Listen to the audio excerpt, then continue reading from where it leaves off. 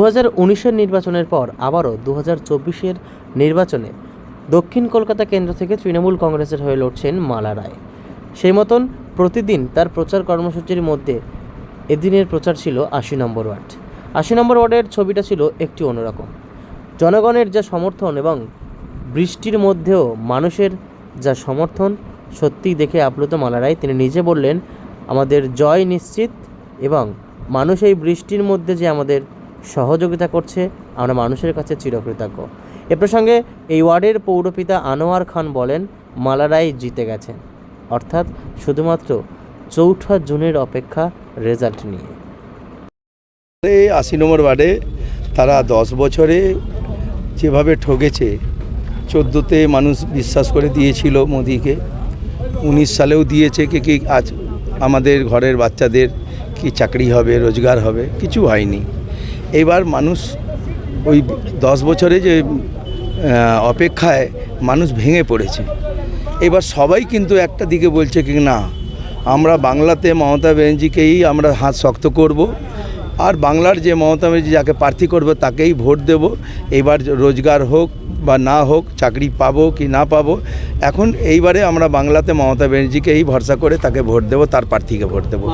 মালা রায় already তো এইখানে 2019 সালে উনি তো নির্বাচিত হয়েছেন এখানে সাংসদ, আর তার সাথে সাথে ওনার একটা পরিচয় আছে কি বহুদিন দীর্ঘদিন থেকে মানুষ ওনাকে চেনে, ব্যবহার, তার কথাবার্তা, সমস্ত মানুষ ওনাকে ভালোবাসে।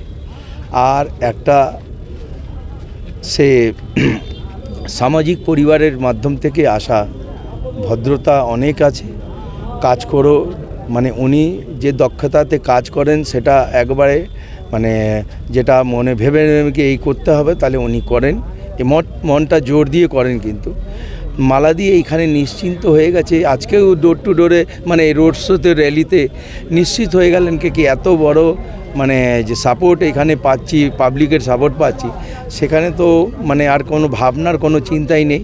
আমি কিন্তু আগেবার 19-এ মালাদি কিন্তু এখানে মানে প্লাস হয়নি, মাইনাস হয়েছিলেন, সামান্য ভোটে মাইনাস হয়েছিল। কিন্তু এইবারে মালাদি নিজেই বলেছে কি না, এইবারে তো বিপুল মার্জিনে আমরা কিন্তু এইবারে এই ওয়ার্ডে 80 নম্বর ওয়ার্ডে জিতবো কি খাটাখাটনি করেছি, ববি হাকিমের কাজ আছে, ববি হাকিমের অনেক অবদান আছে এই ওয়ার্ডটাকে সাজাতে।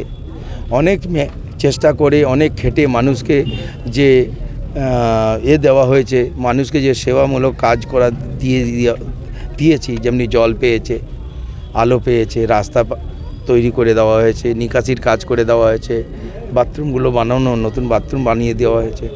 যে মানুষের একটা যে দরকার এই পরিষেবাগুলো কিন্তু মানুষ পেয়েছে। তার সাথে সাথে মালাদিরও অবদান আছে কি এখানে 37 লক্ষ টাকা উনি নিজেই তহবিল থেকে দিয়েছিলেন বেস ব্রিজ, আর আপনার এই যে আমি যেখানে বসে আছি সেখানে এই সিক লাইনকে সেটা ওই নিকাশির কাজের জন্য, তো এইগুলো রয়েছে। আর আমি নিশ্চিত এইবারে 2024-এ আমি নিশ্চিত দক্ষিণ কলকাতা মালা রায় অ্যাবভ মার্জিনে বিপুল পরিমাণে কিন্তু এইবারে জিতবে। সবাই বলছে আমার ওয়ার্ড জিতলো মানে ভেবে নেবে কি পুরো 60খানা ওয়ার্ড জিতবে। কেন এই ওয়ার্ডটা হচ্ছে হিন্দি ভাষাভাষী ওয়ার্ড, এইখানে অনেকে লোকে ঘাম ছেড়ে যায় এই ওয়ার্ড থেকে ভোট করে মানুষকে মানে জেতানো। কিন্তু এইবারে মালাদি জিতবে, তার মানে ভেবে নাও কি 60খানা ওয়ার্ডে জিতে গেছে।